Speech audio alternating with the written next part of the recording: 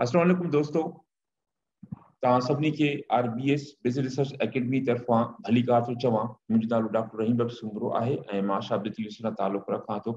अॼु ही factory analysis जे सिलसिले में टियों जेको आहे हिसो आहे ऐं इन खां अॻु में 2 हिसा जेके तयारु थी करे तव्हांजा ऑनलाइन अवेलेबल आहिनि। हिन हिसे खे ॾिसण लाइ लाज़मी आहे त तव्हां पहिरियां 2 हिसा वीडियो ॾिसो त पोइ बाआसानी तव्हां जिन जेके कॉन्सेप्ट डिस्कस थी रहिया आहिनि हिसे 3 में तव्हां बाआसानी सम्झी सघो था। दोस्तों, इन शुरुआत में 5 लेक्चर में कंदुसि त असल में हर रिसर्चर या हर एनालिस्ट जो कम इहो आहे त हुजे ही सो त पूरो क्लियर पैटर्न आहे असां वटि त फैक्ट्री एनालिसिस मक़सद इहो ई आहे त हेॾे क़िस्म जो पूरो क्लियर असांजो पैटर्न अची वञे जंहिंमें तव्हां ॾिसो था त हर हिकु जेको आइटम आहे पंहिंजे पंहिंजे ख़ासि फैक्टर में लोड थी रहिया आहिनि। हाणे अहिड़े क़िस्म जी तव्हांखे पंहिंजो पैटर्न मिले थो त इहो असल में रिक्वायरमेंट आहे हर हिकु रिसर्चर जी। त अहिड़े क़िस्म जी उन खां पोइ इहो आसान हूंदो आहे त इन डेटा खे खणी करे तव्हां फर्दर एनालिसिस में तव्हां इस्तेमालु करे सघो था। अच्छा, जीअं त सेशन जो ऑब्जेक्टिव बि फैक्टर एनालिसिस ते आहे त इन हवाले खां अॻु में बि ॻाल्हि थी त असां जेको आहे स्पीसीज़ जी एंजाइटी खे मुयसरु करण जे लाइ असां वटि टे बि वेरिएबल आहिनि। इन हवाले खां पोइ वीडियो में तव्हां कहिड़ा टे वेरिएबल आहिनि उहे बि तव्हां ॾिठा ऐं कहिड़े केतिरे कट पॉइंट स्केल ते उहे मुयसरु थियल आहिनि उहे बि तव्हां ॾिसी वरिता। ऐं हिते बि साॻी ॻाल्हि आहे त 5 पॉइंट लिकट स्केल ऐं उहे जेके टोटल जेके असांजा आहिनि उहे 23 वेरिएबल आहिनि। हाणे मिसाल असांजी हीअ पूरी हिकिड़ी डेटा आहे इन 23 सुवालनि जे लाइ। त हाणे असां इन खे अॻिते हली करे इन खे मिसाल खे प्रैक्टिकली असां करे ॾिसंदासीं असां सम्झी वेंदासीं त फैक्टर एनालिसिस खे असां कीअं पसंदि करे सघूं था। फैक्टर एनालिसिस में बणिजे कीअं तमामु आसान आहे। सभ खां पहिरियों असां उहो साॻियो ई एनालाइज़ में वेंदासीं ऐं एनालाइज़ में वञी करे असां ॻोल्हींदासीं डायमेंशन रिडक्शन। त असां डायमेंशन जेके रिड्यूस करण लाइ या डेटा खे रिड्यूस करण जे लाइ असां ही टेक्निक इस्तेमालु कंदा आहियूं। इन वक़्तु नालो इन जो डायमेंशन रिडक्शन थियो। हाणे इन में असां वटि 3 तव्हांखे शयूं मिली रहियूं आहिनि, फैक्टर एनालिसिस ऐं उन खां पोइ करस्पॉन्डेंस एनालिसिस ऐं तंहिंखां पोइ असांजो अची थो वञे ऑप्टिमल स्केलिंग। तो असां जिते इंट्रेस्टेड आहियूं हिन वक़्तु जेको आहे फैक्टर एनालिसिस में त असां फैक्टर एनालिसिस खे डबल क्लिक कंदासीं त असां अगली विंडो ते पुॼी वेंदासीं। हाणे हिन में छा थो चए to compute a principal component analysis in the species, select the dimension reduction, dimension select करे चुकासीं and the factor तंहिंखे असां फैक्टर खे बि सिलेक्ट करे चुकासीं command from the analyse menu में वञी करे। जॾहिं त आयो त तव्हांखे अहिड़ी क़िस्म जी जेको असांखे विंडो फैक्टर एनालिसिस में मिली वेंदी ऐं हिन विंडो में असांजा सभु ऑप्शन्स आहिनि जेके असांखे ॾेई सघूं था। हाणे असां छा कयूं त तव्हांखे उम्मीद तौर ते जॾहिं तव्हां खोली त तव्हांखे हिन जेको पार्ट में ख़ाली ब्लैंक मिले थो इन इहे जेके असांजा ही वेरिएबल हिते असांखे वेरिएबल मिले था इहे पहिरियां हिते आहिनि वेरिएबल। असां छा कंदासीं सिलेक्ट करे ऐं हिन बटण खे असां जी कंदासीं त इन बटन जो मुंहुं सिलेक्ट कंदासीं त असांजो मुंहुं हेॾे हूंदो ऐं कंदा असांखे ट्रांसफर असल में सिलेक्ट करे हेॾे मोकिलियो इन करे हिन बटन जो मुंहुं हिन तरफ़ आहे। तव्हां सिलेक्ट करे जेकी तव्हांजा वेरिएबल आहिनि सवाइ डेमोग्राफिक वेरिएबल जी ॿिया सॼा वेरिएबल तव्हां जेके हिन तरफ़ तव्हां मोकिलींदव ऐं हाणे हिन में चए थो transfer all questions to the variable window सॼो तव्हां लिखंदव। उन खां पोइ जेकी बि तव्हां ऑप्शन ॾियणु चाहियो था करे ऐं पोइ तव्हां हिनखे ओके खे टिक कंदव त तव्हांखे रिज़ल्ट्स इन जा फैक्टर एनालिसिस मिली वेंदा। पर इन खां अॻु में हीअ जेके इन जा सभिनी जा ऑप्शन सम्झो त इन में आहे कहिड़ी कहिड़ी शयूं। इन हवाले खां तव्हां ॾिसो त select the 23 variable instructor well prepared to the compare to the other ports। ये सब जेके टोटल असांजे 3 बि आहिनि मिसाल ही के वेरिएबल असां ये सब वेरिएबल असां सिलेक्ट करे हिन तरफ़ मोकिले छॾियासीं ऐं तव्हां ॾिसी रहिया आहियो। इन खां पोइ आहे त use the buttons at the side of the screen to set edition. वधीक तव्हां ऑप्शन ॾियणु चाहियो था त ही सभु बटन आहिनि इन मां पंहिंजी ज़रूरत मुताबिक़ तव्हां ऑप्शन ॾेई सघो था। अच्छा, हाणे इहे ऑप्शंस कहिड़ा आहिनि जो मक़सदु छा आहे मिसाल सां जेके पहिरियों डिस्क्रिप्टिव में वियासीं त असांखे कहिड़ा कहिड़ा ऑप्शंस मिलिया विया त असांखे सभ खां पहिरियों हिते जेको ऑप्शन मिली रहियो आहे उहो आहे यूनिवेरिएट स्टेटस। हाणे यूनिवेरिएट मक़सदु आहे यूनिवेरिएट मीन्स हिकु वेरिएबल जी स्टेटिस्टिक हिकु वेरिएबल डिस्क्रिप्टिव स्टेटिस्टिक तव्हांखे प्रोवाइड कंदो। हिन में असां छा आहे first make the universe descriptive statistic check box to get the mean standard deviation। कि तव्हां उनमें इंटरेस्टेड आहे मीन स्टैंडर्ड डेविएशन हासिल करण में त ठीकु आहे। जेकॾहिं ऑलरेडी तव्हां कंप्लीट करे चुका आहियो मुंहिंजे ख़्याल में इन जी का ख़ासि ज़रूरत कोन्हे कि तव्हां न बीहो त को मसइलो कोन्हे। उन खां पोइ इनिशियल बुनियादी सॉल्यूशन तव्हांखे ॿुधाईंदो। इन में छा आहे सेकंड स्टेप में The keep initial solution checkbox to get the state is needed to determine the number of the factors to extract. केतिरा तव्हां फैक्टर एक्सट्रैक्ट करणु चाहियो था त उहे में इनजे लाइ तव्हां हिनखे तव्हां चेक रखंदो तॾहिं बि ठीकु आहे। जेके तव्हां हिनखे चेक न बि रखो त को एॾो वॾो मसइलो कोन्हे। ऐं उन खां पोइ थर्ड जेको आहे उहो आहे कोएफिशिएंट्स। हाणे कोएफिशिएंट जो छा कॉन्सेप्ट आहे थर्ड में आहे त coefficient box check box is to get correlation matrix. यानी अॻु में का ॻाल्हि थी आई अगली वीडियो में त कोरिलेशन मैट्रिक्स लाज़मी आहे उहो कढो। उन में तव्हांखे इहा ख़बर पवंदी त कहिड़ा वेरिएबल जो पाण में केतिरो जेको कोरिलेशन आहे त उनखे उन विंडो खे कोरिलेशन मैट्रिक्स खे हासिल करण लाइ तव्हां कोएफिशिएंट में हिते तव्हां चेक रखंदो त उहा शइ तव्हांखे मिली वेंदी कोरिलेशन चेक करण जे लाइ। ऐं तंहिंखां पोइ one of the output needed to assess the appropriateness of the factor analysis part. इन मां बि ख़बर पइजी वेंदी त इहो जेको फैक्टर एनालिसिस इहो एप्रोप्रिएट आहे डेटा ते रन करण जे लाइ या न। लेकिन उन में कोरिलेशन जा वैल्यूज़ आहिनि ई कोन्हे त पोइ त को फ़ाइदो कोन्हे छो जो हीउ जेको फैक्टर एनालिसिस इहो कमी बि तौर ते जेको कोरिलेशन ते कंदो आहे जेकॾहिं वेरिएबल कोरिलेट हूंदा त तव्हांखे सुठा फैक्टर मिली वेंदा। अच्छा तंहिंखां पोइ आहे डिटर्मिनेंट। त तव्हां डिटर्मिनेंट खे बि तव्हां चेक में रखंदव त तव्हां इहा ख़बर पइजी जेकॾहिं इन जो वैल्यू तव्हांजो हिन पॉइंट 001 खां मथे आहे त हिन मक़सदु तव्हांजे डेटा में का मल्टी कोलिनिटी न आहे। हिनखे तव्हां हिनखे बि चेक करे रखो हिनखे बि चेक रखो त बहितर अमल थींदो। ऐं इन खां पोइ आहे ही केमो आहे। ही केमो जेको आहे ॾाढी इंपॉर्टेंट आहे। हमेशह तव्हां हिनखे चेक रखो। मिसाल जेके तव्हां ॿिए कंहिंखे बि चेक था रखणु चाहियो त हिनखे त लाज़मी चेक रखणो आहे छो जो इन जो फ़ाइदो इहो पवंदो तव्हांखे इहो ॿुधाईंदो त हीउ डेटा तव्हांजी एप्रोप्रिएट आहे फैक्टर एनालिसिस रन करण जे लाइ या न।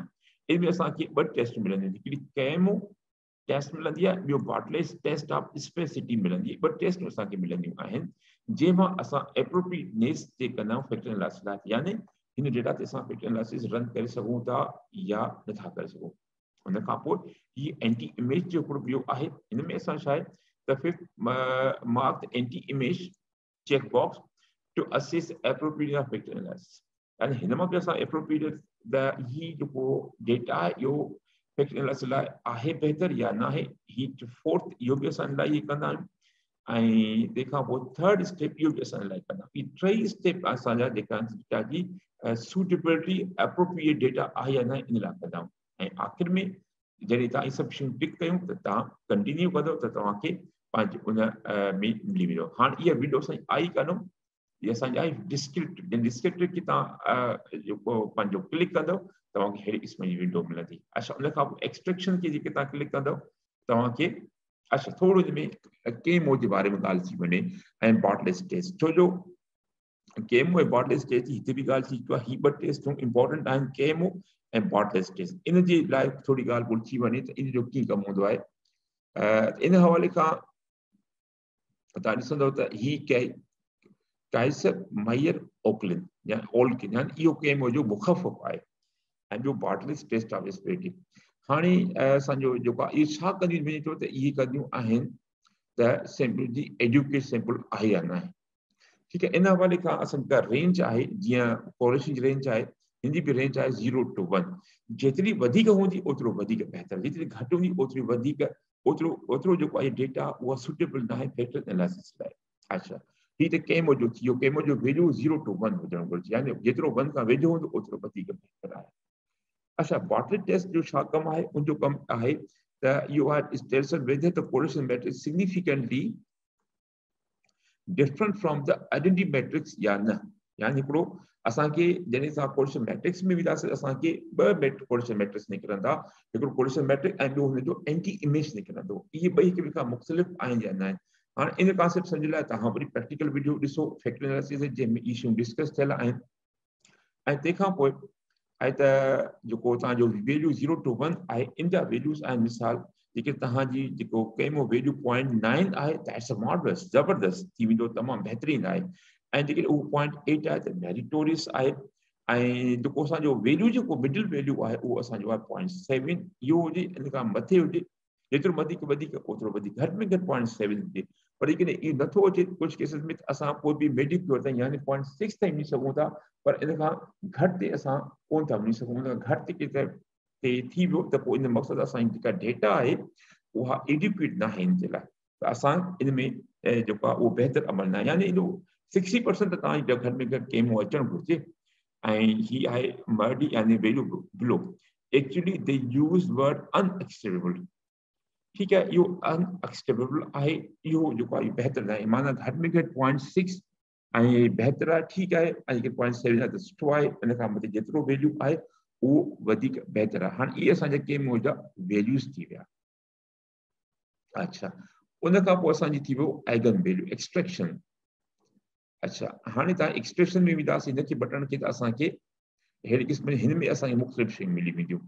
हाणे हिन में सभ खां पहिरियों आहे त हीउ जेको आहे बट इहे असांखे ॿुधाईंदो आहे त असांजो एक्सट्रैक्शन असां केतिरा फैक्टर असां एक्सट्रैक्ट करे सघूं था। It is logical to retain only factor with a large eigenvalue. यानी eigenvalue जंहिंजो वैल्यू 1 खां मथे आहे, मिसाल ही तव्हां ॾिसी रहियो जंहिंजो वैल्यू 1 खां मथे हूंदो असां हुनखे रखंदासीं, जंहिं वैल्यू 1 खां घटि हूंदो असां हुनखे जेको आहे उहो कंसीडर कोन कंदासीं फैक्टर एनालिसिस लाइ।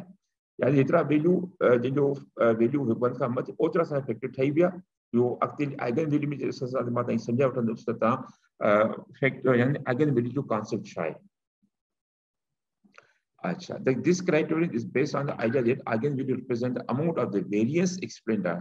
हाणे जो मक़सद छा आहे त केतिरो जेको वेरियंस एक्सप्लेन थिए थो, यानी उन फैक्टर जो केतिरो वेरियंस आहे तव्हांजी ओवरऑल एनालिसिस में, जंहिंजो वेरियंस घटि में घटि उन खां मथे आहे त तव्हां हुनखे कंसीडर कयो, या घटि आहे त तव्हां हुनखे कंसीडर नथा कयो, न कयो। हाणे उही आहे 1%, यानी घटि में घटि उन जो वैल्यू 1 त हुजे, उन जेको वेरिएशन यानी उन जो जेको तव्हांजो आहे त उहो केतिरो वेरिएट थिए थो। उन खां पोइ वरी काइसर क्राइटेरियन जेको आहे उहो ॾाढो स्ट्रिक्ट आहे अकॉर्डिंग टू द जोली फर्स। हीअ चए त काइसर क्राइटेरियन ॾाढो टफ आहे, पर जेके तव्हां बजाए जो 1 जे जेकॾहिं कंहिंजो वैल्यू 0.7 खां ताईं बि अची थो वञे, उनखे बि तव्हां हिकिड़ो फैक्टर कंसीडर कयो, न त काइसर जे क्राइटेरियन मुताबिक़ उहो फैक्टर जंहिंजो वैल्यू 0.1 खां घटि आहे असां निकिरंदी, पर जोलीफर चए थो त जेकॾहिं उहो 0.7 ताईं बि अची थो वञे, इवन तव्हां उनखे हिकिड़ो फैक्टर तव्हां पंहिंजो कंसीडर करे सघो था। अच्छा, हाणे असां छा कंदासीं त ॿियो आहे एक्सट्रैक्शन में असां कीअं वेंदासीं त असां वियासीं त असांखे प्रिंसिपल कंपोनेंट एनालिसिस या असां हिनखे PCA चवंदा आहियूं। हाणे PCA अक्सर तौर ते PCA इस्तेमालु कंदा आहियूं, इन करे उहो बाय डिफॉल्ट तव्हांखे मिली वेंदो। जीअं तव्हां खोलींदो त PCA मथो पवंदो, अच्छा पोइ जेके तव्हां वधीक ॿिया ऑप्शन ॾिसणु चाहियो था, मिसाल मैक्सिमम लाइक्लीहुड आहे, प्रिंसिपल एक्सेस फैक्टरिंग आहे, ॿिया ऐं अल्फा फैक्टर इहे ॾिसणु चाहियो त पोइ तव्हां हिनखे क्लिक कंदव त तव्हांखे इहे बि फैक्टर तव्हांजा ही जेको बटन इहे निकिरी वेंदा, न त बाय डिफॉल्ट जेको आहे उहो प्रिंसिपल कंपोनेंट एनालिसिस या PCA उहो टिक थियल हूंदो आहे। अच्छा, हाणे हिन में मुख़्तलिफ़ हाणे मैक्सिमम लाइक्लीहुड वारी असां जो तक़रीबन यूज़ कंदा आहियूं, उते जॾहिं असांजा कोवेरियंस हूंदो आहे, मिसाल एमोस जेको असांजो सॉफ्टवेयर आहे जेको कोवेरियंस बेस्ड सॉफ्टवेयर आहे, असल में असां स्टैटिक इक्वेशन मॉडलिंग जा बस ॿिनि क़िस्म जा सॉफ्टवेयर, हिकिड़ो कोवेरियंस बेस्ड सॉफ्टवेयर आहे ऐं हिकिड़ो वेरियंस बेस्ड सॉफ्टवेयर आहे। स्मार्ट पीडीएस उहो असांजो वेरियंस बेस्ड आहे ऐं असांजो जेको एमोस आहे उहो एमोस उहो असांजो कोवेरियंस बेस्ड आहे। उन में असांजो मैक्सिमम लाइक्लीहुड जेको आहे उहो इस्तेमालु थियल आहे। बहरहाल अॻिते हलूं। अच्छा, उन खां पोइ एक्सट्रैक्शन में अचे त असांखे मुख़्तलिफ़ शयूं एनालाइज़ डिस्प्ले ऐं हीट आहे। हाणे एनालाइज़ में असां छा कंदासीं, एनालाइज़ कोरिलेशन मैट्रिक्स से असां टिक कयूं त असांखे कोरिलेशन मैट्रिक्स मिली वेंदो, ऐं डिस्प्ले में छा कहिड़ियूं शयूं ज़ाहिर थियनि असां हुनखे अनरूटेड पैटर्न खे तव्हां भले न करणु चाहियो त ठीकु आहे, पर तव्हां हिनखे स्क्रीन प्लॉट खे जेको आहे तव्हां ज़रूरु जेको आहे उहो चेक रखो। त इहो छा थींदो, स्क्रीन प्लॉट सां असां वेरीफाई कंदासीं त असां जेके असांजा जेके फैक्टर ठहिया आइगन वैल्यू मुताबिक़ उहे सही आहिनि या न आहिनि। इन जे करे इहो बहितर आहे तव्हां हिनखे पंहिंजो स्क्रीन प्लॉट खे तव्हां चेक करे छॾियो। अच्छा, उन खां पोइ आहे एक्सट्रैक्ट, केतिरा एक्सट्रैक्शन थियणो, अॻ में बि ॻाल्हि थी चुकी अगली वीडियो में, त बेस्ड ऑन आइगन वैल्यू जंहिंजो वैल्यू मथे आहे दैट्स फाइन, ओतिरा फैक्टर तव्हांजा अची वेंदा, पर जेके तव्हां हिनखे 0.7 काइसर जे हिन मुताबिक़ 0.7 ते बि रखो त तॾहिं बि 0.7 खां जेके मथे फैक्टर उहे अची वेंदा तव्हांजा, ऐं जेके तव्हां नथा चाहो त तव्हां पंहिंजो को ख़ासि नंबर ॾेई सघो था त भई 6 खां घटि न हुजनि या 6 खां मथे न, मुंहिंजी हिते रिक्वायरमेंट आहे। त ऐं इन खां पोइ वरी तव्हांजो तव्हांजो हिकु स्क्रीन प्लॉट जेको आहे, स्क्रीन प्लॉट जा कुझु इमेजिस आहिनि जेके तव्हां ॾिसो था त ही शुरू थी वियो हिते, ही जेके बि तव्हांजा डॉट्स आहिनि, मिसाल ही तव्हां ॾिसो था ही डॉट्स आहिनि, हिकिड़ो ही डॉट आहे, हिकिड़ो फैक्टर आहे, ही डॉट आहे, हिकिड़ो ही फैक्टर आहे, ही डॉट, हिकिड़ो ही सभु डॉट तव्हांजा फैक्टर्स आहिनि। ऐं असांखे जेको ख़्यालु कहिड़ो करणो आहे उहो करणो आहे असांजो 1 त असांजे हिते वन किथे आहे, जिते तव्हांजो वन आहे उन खां पोइ जेतिरे बि घटि आहिनि उहे तव्हांजा फैक्टर नथा थी सघनि, उन खां मथे जेके बि उहे तव्हांजा फैक्टर अची विया। इन हवाले खां हीअ पॉइंट ऑफ इन्फ्लेक्शन, यानी जितां तव्हांजो बुनियाद तब्दील थिए थो, यानी उनजो मक़सदु आहे त तव्हां हीअ ॾिसो था त हीअ तव्हांजो वन आहे, हिते जी लाइन तव्हांजी वन आहे, ठीकु आहे। इन लाइन खां मथे जेके बि तव्हांजा फैक्टर आहिनि उहे तव्हांजा कंसीडर कंदव, इन खां घटि जेके बि उहे तव्हां कंसीडर न कंदव। त इहो कॉन्सेप्ट आहे तव्हांजो पंहिंजो स्किल प्लॉट जो। अच्छा, वरी तव्हांजी असांजे लाइ हिकिड़ो ॿियो साॻियो ई, त तव्हां ॾिसो था त हीउ जेको वन आहे, हीउ वन जेको फैक्टर आहे, मिसाल इन खां पोइ हीउ आहे लेटेंट रूट आइगन वैल्यू घुराए। हाणे इन खां मथे जेके बि तव्हांजा फैक्टर आहिनि, मिसाल हीउ जेके फैक्टर आहिनि, हीउ तव्हांजा आइगन वैल्यू खां मथे त 1 2 3 4 5 6 7 8 तव्हांजा वेरिएबल, टोटल तव्हांजा वेरिएबल घणा आहिनि, तव्हांजा 20 तव्हांजा फैक्टर ठाहिया आहिनि। हिन फैक्टर एनालिसिस तव्हांखे 20 ठाहे ॾिना आहिनि, पर असां कंसीडर उहे कंदासीं जेके आइगन वैल्यू 1 खां मथां आहिनि। हाणे 20 मां के मन खां मथां जेके उहे 8 आहिनि, इहे असां कंसीडर कंदासीं, ऐं बक़ाया असां उनखे फैक्टर कंसीडर कोन कंदासीं, हालांकि उहे फैक्टर आहिनि, पर हिन क्राइटेरिया मुताबिक़ उहे असांजा फैक्टर न आहिनि। पर जेकॾहिं असां ॿियो जेको असांजो क्राइटेरियन हुयो पॉइंट 7, असांजी पॉइंट 7 असां हिते राय थिए थी त पोइ असांजा इन क्राइटेरिया मुताबिक़ असांजा घणा था थी वञनि, पोइ असांजा ही हिकिड़ो फैक्टर अञा वधे थो, जेके पॉइंट 7 ते पॉइंट ऐं जेके 1 ते था अचो त पोइ असांजा 8 आहिनि, ऐं पॉइंट 7 ते था अचो त पोइ असांजा 9 अची विया।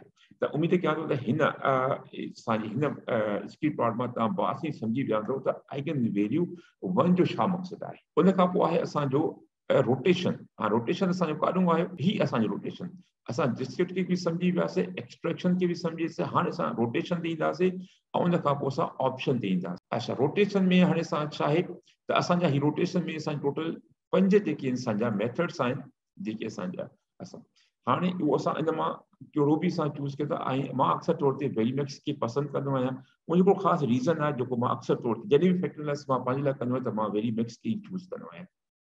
ठीक है, हाणे आहे त this rotation method refers to the mathematical method that is species rotate the axis in the geometric space। हाँ, geometric space में कीअं रोटेट कंदा उहो बि मां तव्हांखे ॾेखारे थो वठां। त मक़सदु रोटेशन मक़सदु मैथमेटिकल मेथड आहे जंहिंमें ही डेटा खे जेको रोटेट करे करे करे असांखे हिकिड़ो सॉल्यूशन ॾेई वठंदो आहे। This make easier to determine the variable are loaded in the।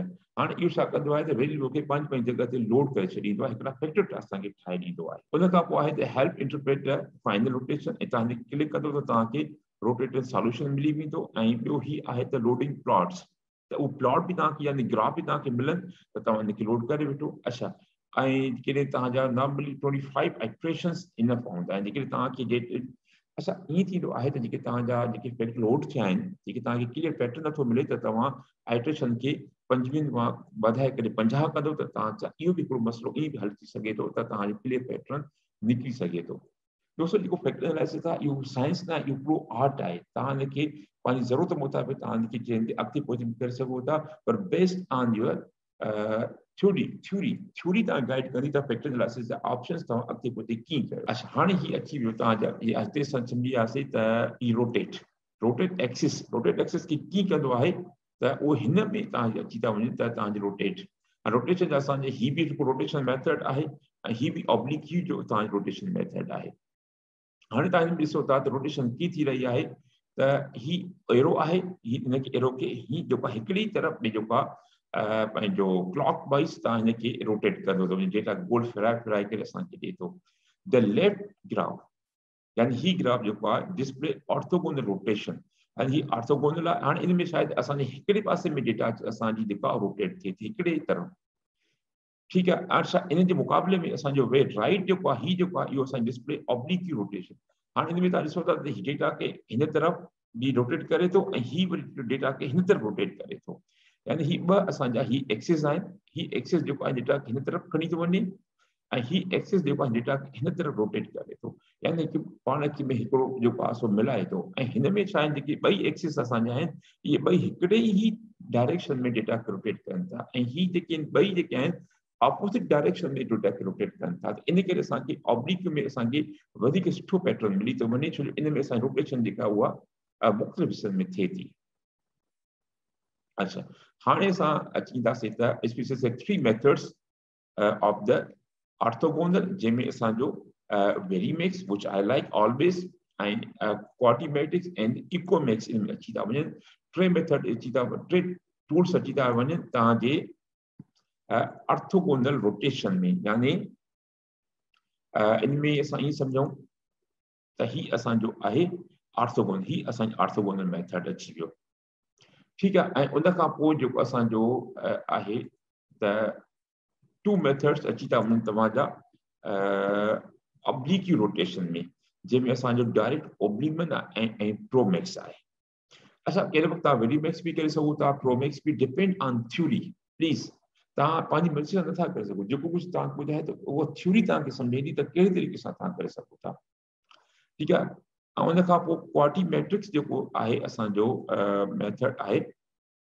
उनमें असांजे जो छा मक़सदु इहो attempt to maximize spread of factor जो स्प्रेड जेको पखेड़ उनखे वधि खां वधि कंदो आहे ऐं इन जी कोशिशि इहा हूंदी आहे त फैक्टर्स खे जेको आहे सभिनी फैक्टर्स खे लोड करे ऐं इन लाइ छा थींदो त असांखे इंटरप्रेट करणु ॾाढो आसान थी वेंदो आहे And however, this often results in lots of variable loading highly on the single factor. And in the means, it was that the variable, घना variable के एक खास एक factor load की विधा and the factor वो खाली रही सकें था घना variable उनमें load थी मिसाल के लिए जो anxiety variable में previous and सवाल है लेकिन तमाम इन quadratics में तामी दो इन quadratics में असां हिंट जेको आहे त इन में थी सके थो त ॾाढो सुठो आहे पर इन में छा इन ख़राबु ॻाल्हि इहा आहे त जेके घणा वेरिएबल टेवीह मिसाल 15 हिकु फैक्टर ते लोड करे छॾे त ॿिया मुख़्तलिफ़ फैक्टर ते थोरो थोरो लोड थींदा इन में छा थिए थो बंच जेको आहे हिकु रन थी वेंदो त इहो इन जो हिकिड़ो नेगेटिव एस्पेक्ट आहे क्वाड्रेटिक्स रोटेशन जो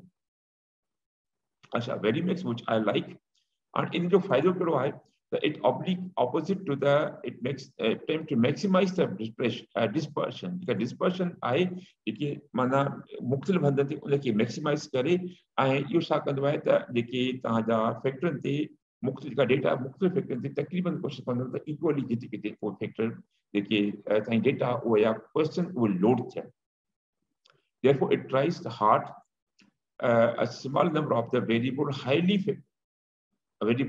on each factor यानी थोड़ो थोड़ो तादाद हर एक फैक्टर ते लोड करे अॻु में छा हुयो त हू छा पियो करे घणो मिक़दार जेको को कंहिं ख़ासि वेरिएबल ते लोड पियो करे ऐं ॿियनि जे मथां लोड कोन पियो करे ऐं रिज़ल्ट में छा पियो थिए त तव्हांखे बंच हिकिड़ो हिकु हंधि मिले पियो ॿिया फैक्टर ख़ाली हिन में इहो फ़ाइदो आहे त हर हिकु फैक्टर में हू पंहिंजा जेके ज़रूर हूंदा जिते उनजी उनखे उते हू जेको आहे फैक्टर खे लोड कंदो आहे इन करे आई लाइक वेरीमैक्स उन खां पोइ आहे त प्रोमैक्स तव्हांजो जेको आहे oblique Q rotation is a more complex ॾाढी ॾुखी हूंदी आहे because correlation factor is permuted इन में असांजो कोरिलेशन फैक्टर खे असां छॾींदा आहियूं इन खे वधींदा इन करे आई डोंट लाइक इट मुंहिंजी प्रैक्टिस आहे तव्हांखे चाहियो त तव्हां करे सघो था अच्छा डायलेक्ट ओपनिंग में असां हिकिड़ो यूज़ कंदा आहियूं डेल्टा ऐं डेल्टा जो वैल्यू जेको उहो असांजो ज़ीरो हूंदो आहे ज़ीरो जेके तव्हां रखंदव इहो बहितर आहे ऐं न त पोइ इहो -8 खां +8 ताईं बणी सघे थो त उनमें -8 या +8 जा वरी पंहिंजा इशूज़ आहिनि इन करे जे तव्हां डेल्टा खे इस्तेमालु करणु चाहियो डायरेक्ट ऑब्लिमन खे तव्हां इस्तेमालु कयो था त तव्हांजो डेल्टा जी वैल्यू ज़ीरो हुजे त वधीक बहितर आहे हाणे जेके ज़ीरो न आहे त पोइ छा आहे अच्छा if U choose the delta greater than 0 r up to the 0.8 r down 0.08 minus 0.8 यानी ये रेंज आहे -0.8 खां वठी करे +0.8 ताईं जेके इन में किथे रखंदो त पोइ उनजा वरी पंहिंजा issues then you can expect highly correlated factors तमामु घणो कोरिलेशन जा फैक्टर अची वेंदा and if you set the data less then down -8 then you can expect the less correlated factors and तमामु घणो कोरिलेशन वधी उहो बि ख़तरनाक आहे ऐं जेके कोरिलेशन हुजे ई कोन ई ॿई एक्सट्रीम आहिनि ॿिन्ही एक्सट्रीमनि खे ख़तमु करणो इन करे असां कोशिश कयूं डेटा जो वैल्यू वो 0 रखूं उन खां पोइ इक्वोमैक्स ठीक है इन में छा आहे इज़ अ हाइब्रिड आहे इहो ॿिनि शयुनि जो जेको आहे उहो जमा आहे is a hybrid of the two other approach हाणे इन में छा आहे is reported to behave fairly erratically in जो बिहेवियर जेको आहे उहो इरोटिकल आहे ऐं अजीब क़िस्म जो बिहेवियर थी वेंदो आहे ऐं इन करे जेको आहे त फॉर द फर्स्ट एनालिसिस जेको तव्हां पहिरियों एनालिसिस करे चओ था ऐं चाहो त तव्हांखे सुठो क्लियर जेको उहो पैटर्न मिले डेटा जो, जीअं तव्हांजी पहिरीं स्लाइड इंट्रोडक्टरी स्लाइड ते त ॾाढो क्लियर पैटर्न मिले पोइ अहिड़े क़िस्म जो खपे त कोशिशि कयो त वेरी मिक्स तरफ़ तव्हां मुंहिंजो ज़ाती ख़्यालु वेरी मिक्स वधीक बहितर आहे। हिकिड़ी सुठी अप्रोच आहे जंहिंमें तव्हां इंटरप्रेट बि आसानी करे सघो था। आख़िर में जेको आहे जेकी कुझु तव्हां आहे उहो असां इन डिस्कवरी स्पेसिस बुक मां मूं वरितो आहे, इन का कॉपी खपे त तव्हां मूंखे ईमेल कयो त तव्हां मां तव्हांखे जवाबनि मोकिले सघंदुसि। आख़िर में तव्हांजी वॾी महिरबानी हिन वीडियो खे तव्हां आख़िर ताईं ॾिठो। उमेद कयो त हिन वीडियो में तव्हांजा काफ़ी कॉन्सेप्ट क्लियर कया हूंदा फैक्टर एनालिसिस जे हवाले खां। ऐं आख़िर में वरी बि उमेद कयां थो तव्हांखे हीअ वीडियो पसंदि आई हूंदी, आई आहे त लाइक कयो, शेयर कयो ऐं जेको आहे वधि खां वधीक ॾिसो ऐं ॿियनि दोस्तनि इहा पैगाम पुॼायो त जीअं वधि खां वधि इहे शयूं मुख़्तलिफ़ दोस्तनि खे पुॼे। तव्हांजी तमामु वॾी महिरबानी।